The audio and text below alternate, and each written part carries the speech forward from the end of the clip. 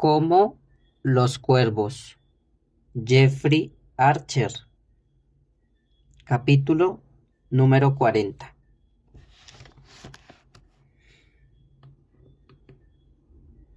Katy trabajó en el mostrador principal de la sala de subastas Trumpers durante 11 días justos, hasta que Simon Matthews le pidió que le ayudara a preparar el catálogo de la subasta italiana. Fue el primer en observar como primera línea defensiva de la sala de subastas cómo se manejaba la joven con la mirada de problemas que le caían constantemente encima, sin solicitar jamás una segunda opinión. Trabajó en Trumpers con tanto ardor como en el Hotel Ayres, pero con una diferencia.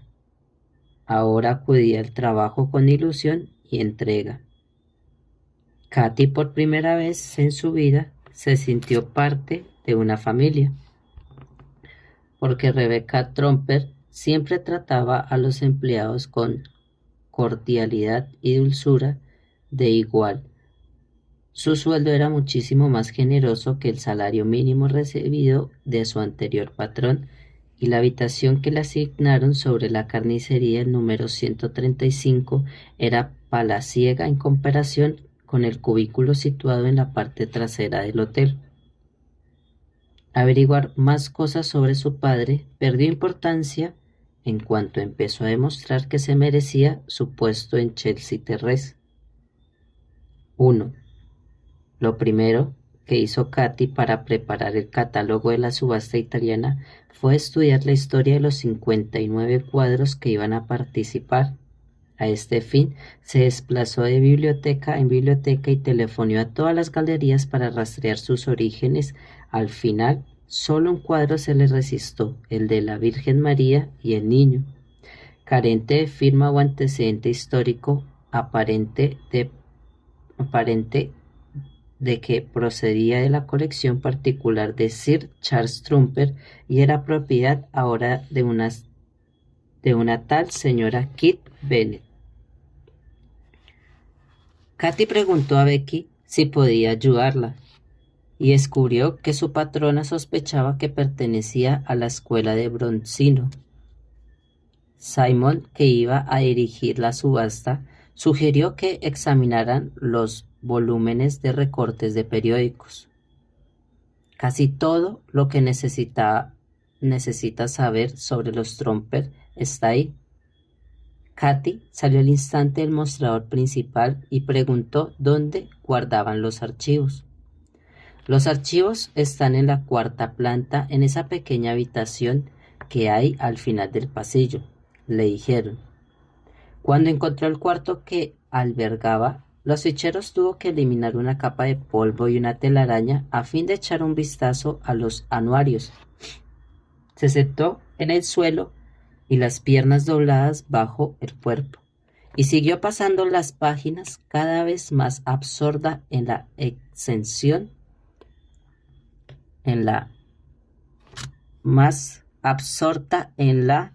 ascensión de Charles Trumper desde los días en que tenía un carretor en Whitechapel hasta los planes de Trumper para Chelsea, aunque las referencias periodísticas de los primeros años eran bastante breves.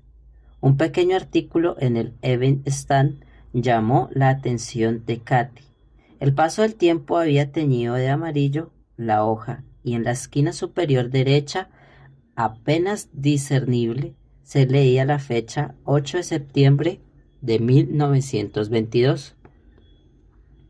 Un hombre alto de casi 30 años, sin afeitar y vestido con un viejo gabán del ejército, irrumpió en el hogar del señor Charles Trumper, citó en Gilson Road 11, Chelsea, ayer por la mañana.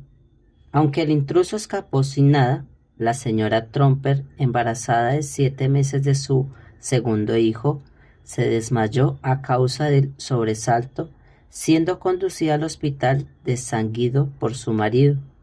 Nada más llegar, se llevó a cabo una operación de emergencia a cargo del señor Armitage, cirujano jefe, pero el niño nació muerto. Se espera que la señora Trenham permanezca en observación durante varios días. La policía desearía entrevistarse con cualquier persona que se encontrara en las inmediaciones en aquel momento. Los ojos de Katy se desvanecieron hacia el segundo recorte. Fecha 9 semanas más tarde. La policía ha encontrado un gabán del ejército abandonado que tal vez pertenecía al hombre que irrumpió en Hilton Road 11, Chelsea, domicilio de los señores Tromper, la mañana del 7 de septiembre. Se sabe que el propietario del gabán es un antiguo capitán de los fusileros reales llamado Trenham, que sirvió con el regimiento en la India hasta hace poco, pero al parecer se halla actualmente en Australia. Katy releyó los cortes una y otra vez. Era en realidad la hija de un hombre que había intentado robar a Sir Charles Tromper y era responsable de la muerte de su segundo hijo. ¿Dónde encajaba el cuadro? ¿Cómo había llegado a manos de la señora Bennet? Y lo más importante, ¿por qué se había tomado tanto interés Lady Tromper en un óleo insignificante de un artista desconocido? Incapaz de responder a esta pregunta, Katy cerró el libro de recortes y lo puso en su sitio. Tenía ganas de bajar y formularle todas sus preguntas, una por una, a Lady Tromper, pero sabía que no era posible. Cuando el catálogo estuvo terminado y llevaba vendiéndose una semana, Lady Tromper quiso ver a Katy en su despacho. Katy confió en no haber cometido ningún error garrafal. Tal vez alguien había descubierto la autoría auténtica de la Virgen María y el niño, que no constaba en el catálogo. «Te felicito», dijo Becky en cuanto Katy entró en su despacho. «Gracias», contestó la joven, sin saber a qué atenerse. «Tu catálogo ha sido un éxito y hemos tenido que reimprimirlo. Solo lamento no haber averiguado más datos sobre el cuadro de su marido», dijo Katy, más tranquila. Aún confiaba en que su patrona le revelaría cómo había llegado el cuadro a manos de Sir Charles, arrojando de paso alguna luz sobre la relación entre los Tromper y el capitán Trenham. «No me sorprende», respondió Becky sin dar más explicaciones. «Encontré un artículo en los archivos que hacía mención de un tal capitán Trenham y me pregunté», quiso decir Katy, pero guardó silencio. «¿Te gustaría ser observadora durante la subasta de la semana que viene?», preguntó Becky. Simon Matthews acusó a Becky el día de la subasta italiana de estar llena de energía, aunque no había probado bocado. La subasta dio comienzo. Todos los cuadros superaron el precio mínimo adjudicado, y Katy sintió una gran alegría cuando la Basílica de San Marcos de Canaletto batió todos los récords anteriores del pintor. Cuando el pequeño óleo de Sir Charles reemplazó el Canaletto, experimentó cierta inquietud. Tal vez se debía a la forma de iluminar el lienzo, pero ahora no cabía duda de que se trataba también de una obra maestra. Su pensamiento instantáneo fue que, haber tenido 500 libras, habría pujado por él. El clamor que se elevó después de retirar el cuadro aumentó el nerviosismo de Katy. Pensó que el acusador tal vez estaba en lo cierto, cuando afirmó que la pintura era Bronzino. Nunca había visto un ejemplo mejor de sus clásicos, halos bañados por el sol. Lady Tromper y Simon no echaron las culpas a Katy y continuaron asegurando a todo el mundo que la galería conocía la obra desde hacía varios años. Cuando terminó la subasta, Katy examinó las etiquetas para comprobar que estuvieran en su correcto orden y, sobre todo, para que no cupieran dudas sobre quién había comprado cada artículo. Simon estaba informado al dueño de una galería cuyo cuadros no había alcanzado el precio mínimo y debería venderse de forma privada. Se quedó helada cuando oyó que Lady Tromper le decía a Simon, después de que él marchase, se fuera. Otra vez esa maldita Trenham con sus trucos. ¿La viste en la parte de atrás? Simon asintió, pero no hizo ningún comentario. Una semana después de que el obispo de Reims emitiera su veredicto, Simon invitó a Katy a cenar en su piso de Pimlico. Una pequeña celebración, añadió, explicando que había invitado a todos los implicados en la subasta italiana. Katy llegó aquella noche y encontró a varios miembros del Parlamento de Maestros Clásicos disfrutando ya de una copa de vino. Cuando se sentaron a cenar, solo faltaba Rebecca Tromper. Advirtió de nuestro la atmósfera familiar que los Tromper creaban aún en su ausencia, y todos los invitados disfrutaron de una cena excelente, compuesta de ensalada de aguacates con bacos, seguida de pato salvaje que Simon les había preparado. Un joven llamado Julián, que trabajaba en el departamento de libros curiosos, y ella se quedaron para ayudar a despejar la mesa cuando todos los demás se marcharon. Ni se os ocurra lavarlos, dijo Simon. La mujer de limpieza se encargará por la mañana. Una típica actitud machista, comentó Katy, poniéndose a lavar los platos. Sin embargo, debo admitir que me he quedado por otro motivo. ¿Y cuál es? Preguntó él, cogiendo un paño en un débil intento de ayudar a Julián a secarlos. ¿Quién es la señora Trenham? Preguntó Katy de sopetón. Simon se volvió para mirarla. Oí que Becky te mencionaba el nombre después de la subasta, y cuando aquel hombre de la chaqueta de tweed que había montado el número desapareció. Simon tardó un poco en contestar, como si sopesara sus palabras. Se decidió después de secar los platos. Se remota mucho tiempo atrás, incluso antes de mi época. No olvides que trabajé con Becky en Shotby durante 5 años, antes de que me ofreciera un empleo en Trompers. Para ser sincero, no estoy seguro de por qué la señora Trenham y ella se odian tanto, pero sé que el hijo de la señora Trenham y Sir Charles sirvieron en el mismo regimiento durante la Primera Guerra Mundial, y que Guy Trenham tuvo algo que ver con el cuadro de la Virgen y el Niño, que nos vimos obligados a retirar de la subasta. Lo único que he podido averiguar durante estos años es que el hijo se largó a Australia poco después. Esa era una de mis mejores tazas de té. Lo siento muchísimo, dijo Katy. Qué torpe soy. Se agachó y recogió los pedazos de porcelana esparcidos sobre el suelo de la cocina. ¿Dónde puedo encontrar una igual? En el departamento de porcelana de Trompers, contestó Simon. Cuesta unos 2 chelines cada una. Katy lanzó una carcajada. Sigue mi consejo. Recuerda que los empleados más antiguos observan una regla estricta sobre la señora Trenham. Katy dejó de recoger los fragmentos y le miró. No la mencionan delante de Lady Trumper si ella no saca a relucir el tema, y nunca pronuncian el apellido Trenham delante de Sir Charles. Si lo hicieras, creo que te despedirán en el acto. No correré el riesgo, dijo Katy. Ni siquiera le conozco. De hecho, lo más cerca que he estado de él fue en la subasta italiana, cuando le vi en la 8ª fila. Estupendo. ¿Te gustaría acompañarme a una fiesta para celebrar la inauguración de la casa de los Tromper? Tendrá lugar el próximo jueves en casa de Eaton Square. ¿Hablas en serio? Por supuesto. De modo que no creo que Sir Chase aprobara que me presentara en compañía de Julián. El joven se sonrojó. ¿No consideran un poco presuntuoso que un miembro tan joven de la plantilla se presentara del brazo del jefe del departamento? Sir Chase no sabe lo que quiere decir presuntuosos.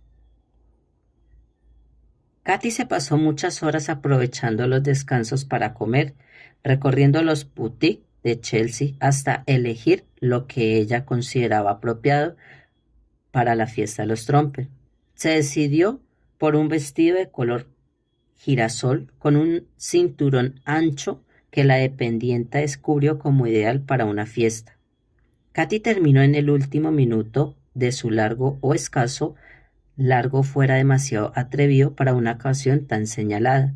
Sin embargo, cuando Simon la recogió, solo hizo un comentario. Vas a causar sensación, te lo prometo. Esta vehemente afirmación la tranquilizó, al menos hasta que llegaron al último peldaño de la mansión de Eaton Square. Cuando Simon llamó a la puerta, Katy confió en que no se notará demasiado que nunca la habían invitado a una mansión tan bella. No obstante, sus inhibiciones se desvanecieron en cuanto el mayordomo les abrió la puerta. Se regaló la vista al instante con el espectáculo que se ofrecía a sus ojos, mientras otros invitados vacilaban las, al parecer, interminables botellas de champán y se atracaban de canapés. Ella concentró su atención en los cuadros y empezó a subir las escaleras, saboreando aquellas raras exquisiteces una a una. Primero había un courbet, un bodegón realizado con magníficos rojos, naranjas y verdes, después de 2 palomas de Picasso, rodeadas de flores rosadas y cuyos picos casi se tocaban un escalón, más y se encontró ante un Picasso que plasmaba a una anciana llevando un haz de heno y en el que destacaba diferentes tonos de verde. Se quedó boquiabierta al ver el Sisley, un tramo del Sena en que predominaba los tonos pastel. Ese es mi favorito, dijo una voz detrás de ella. Katy se volvió y vio a un joven alto de cabello revuelto sonriéndole de una forma encantadora. Su smoking no le caía muy bien. Su pajarita necesitaba un ajuste y se apoyaba en la blaustra como si su sostén fuera a derrumbarse. Muy hermoso, admitió ella. Cuando era más joven pintaba un poco, pero un Sisley me convenció de que debía dejarlo. ¿Por qué? Katy suspiró. Sisley pintó aquel cuadro cuando tenía 17 años y aún iba al colegio. Vaya, vaya, dijo el joven, una experta entre nosotros. Katy sonrió a su nueva acompañante. ¿Te apetece echar una ojeada a otras obras de Sir Charles que exhiben en el pasillo de arriba? ¿Crees que le molestará? Yo no iría a eso. Después de todo, ¿de qué sirve ser coleccionista si no dejas que los demás admiren lo que has comprado? Katy, más confiada, subió otro peldaño. ¡Santo Dios!, exclamó, un Stike de la primera época. Muy pocos se han puesto en venta. Es obvio que trabajas en una galería de arte. Trabajo en Trompers, dijo Katy con orgullo. Chelsea Terrace número 1. ¿Y tú? También trabajo para Tromper, más o menos, admitió. Katy advirtió por el rabillo del ojo que Sir Chase aparecía en el descansillo. Su primer encuentro con el presidente, al igual que Alicia, quiso desaparecer por el ojo de una cerradura, pero su acompañante se mantuvo impertérrito como si estuviera en su casa. Su anfitrión sonrió a Katy y bajó la escalera. Hola, soy Charlie Tromper y he oído hablar mucho de usted, jovencita. La vi en la subasta italiana, por supuesto, y Becky me dijo que había hecho un gran trabajo soberbio. A propósito, felicidades por el catálogo. Gracias, señor, contestó Katy, sin saber qué decir, mientras el presidente continuaba disparando frases como una ametralladora, ignorando a su acompañante. Veo que ya ha conocido a mi hijo, indicó Sir Chase, mirándola. No se deje engañar por su falsa pedantería. Es tan bribón como su padre. Enséñale el Bonnard, Daniel. Si Charlie entró en la sala de estar. Ah, sí, el Bonnard. El orgullo y la alegría de papá, dijo Daniel.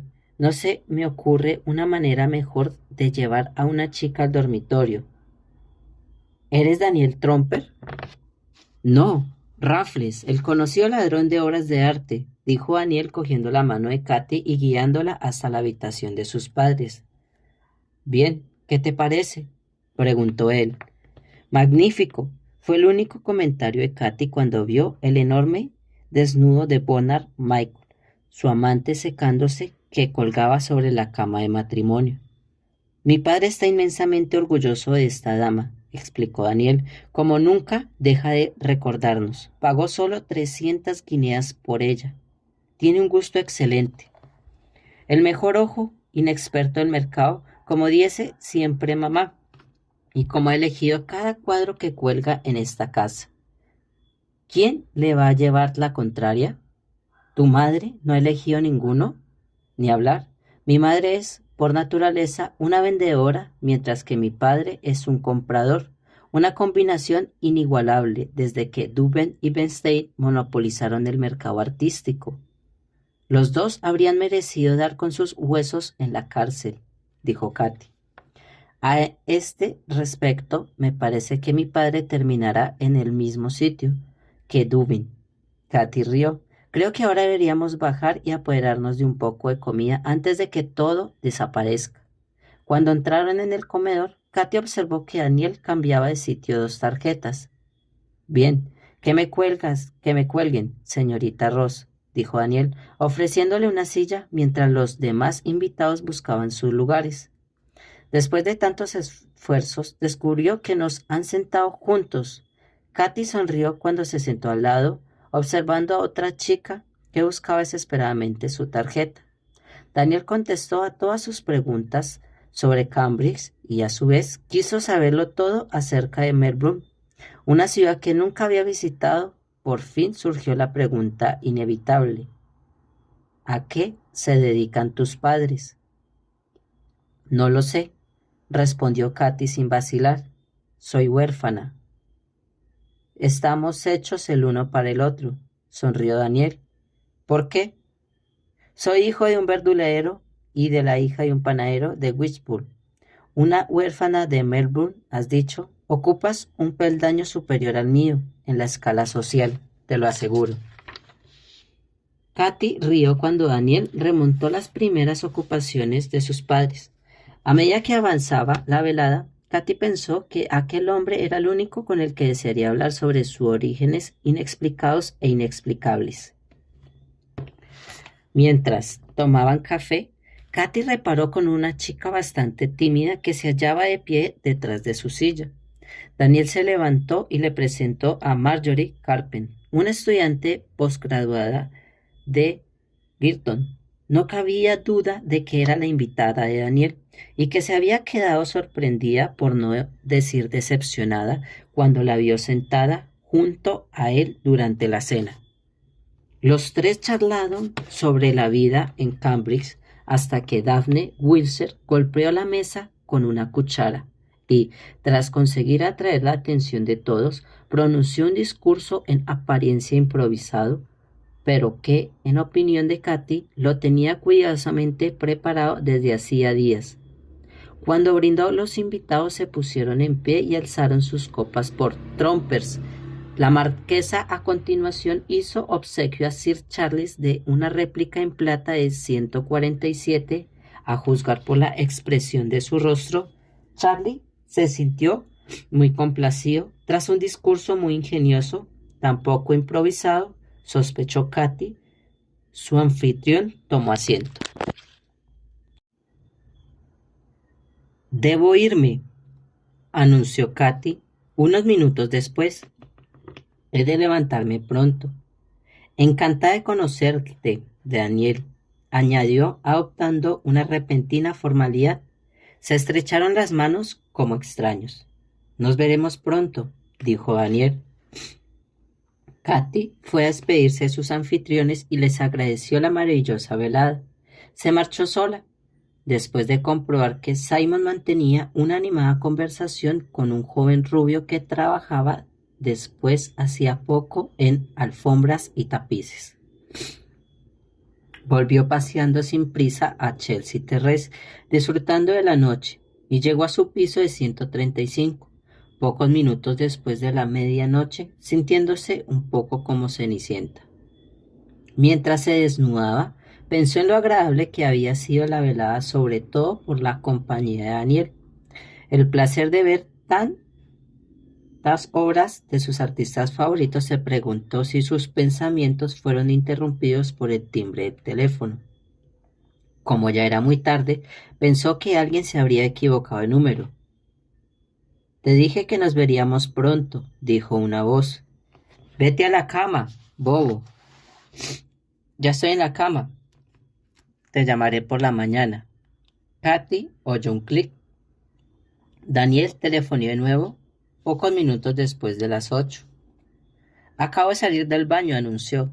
Pues debes tener el mismo aspecto que Michelle. Tal vez sería mejor que me acercara para darte una toalla. Ya estoy envuelta en una toalla. Gracias, rió Katy. Qué pena. Soy un experto en secar, pero dejando aparte esto, añadió antes de que ella pudiera contestar, ¿por qué no te reúnes conmigo al Trinity el sábado? Hay una fiesta en el colegio, solo se celebra una por trimestre, de modo que si me das calabazas no veremos hasta dentro de 3 meses. En ese caso acepto, pero solo porque no he ido a una fiesta desde que salí del colegio. Katy fue en tren a Cambridge y Daniel la esperó en la estación. Aunque la mesa de autoridades del Trinity intimidaba a los invitados más seguros de sí mismo, Katy se sintió muy cómoda sentado entre los profesores. No obstante, se preguntó cuántos alcanzarían una edad avanzada, comiendo y bebiendo de aquella manera cada día. No solo de pan vive el hombre, fue la única explicación de Daniel durante la cena de 7 platos. Katy imaginó que la orgía había terminado cuando les invitaron a casa del director, pero se quedó de piedra cuando le ofrecieron más dulces, acompañados de una botella de Oporto que circuló interminablemente sin vaciarse jamás. Consiguió escapar, pero no antes de que el reloj de Trinity diera la 1. Daniel la acompañó para una habitación para invitados, al otro lado del patio cuadrangular, y sugirió que asistiesen a los maitinis del King's por la mañana. Me alegro de que no me hayas recomendado asistir al desayuno, dijo Katy. Daniel la besó en la mejilla antes de despedirse. El pequeño cuarto invitados que Daniel había destinado a Katy no era mucho más grande que su piso del 135, pero se quedó dormida en cuanto apoyó la cabeza sobre la almohada. Despertándose cuando recopilaron unas campanas, supuso que proponía de la capilla del Colegio Real. Daniel y Katy llegaron a la capilla momentos antes de que el coro desfilara por la nave.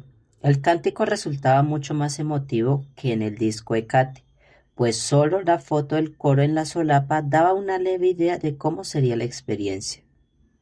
Después de la bendición, Daniel sugirió que pasearan los jardines para desembarazarse de las últimas legañas. Cogió la mano de Katy y no la soltó hasta que volvieron una hora después al Trinity para tomar un modesto almuerzo.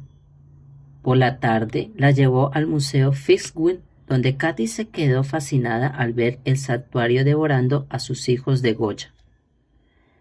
Es un poco como la mesa de autoridades de Trinity, fue el único comentario de Daniel. Después se acercaron al Queen's College, donde asistieron a un recital de fugaz de Bach interpretando por un cuarteto de cuerda formado por estudiantes.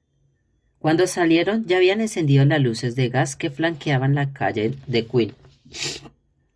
Más cenas, no, por favor, se burló Katy mientras paseaban por el puente de las matemáticas. Daniel rió y, tras recoger su maleta, la condujo de regreso a Londres en su pequeño AMG. Gracias por este fin de semana memorable, dijo Katy, cuando se detuvieron frente al 135. De hecho, memorable no es la palabra adecuada para describir estos 2 últimos días. Daniel le dio un breve beso en la mejilla. Repitámoslos el próximo fin de semana, sugirió él. Si hablabas en serio cuando dijiste que te gustaban las mujeres delgadas, ni hablar. Muy bien, probémoslos de nuevo sin la comida. Tal vez incluiremos una partida de tenis esta vez. Quizás sea la única forma de descubrir el nivel del segundo equipo femenino de la Universidad de Melbourne. Katy lanzó una carcajada. Le darás las gracias a tu madre por la maravillosa fiesta del jueves pasado. Ha sido una semana en verdad memorable. Lo alegré, pero es muy probable que la veas antes de que yo tenga la oportunidad de transmitirle tu mensaje. ¿No vas a quedarte esta noche en casa de tus padres? No, debo volver a Cambridge. Tengo que dar una clase a las 9 de la mañana. Si me lo hubieras dicho, habría cogido el tren, y yo habría privado de 2 horas de tu compañía, replicó Daniel, despidiéndose con un ademán.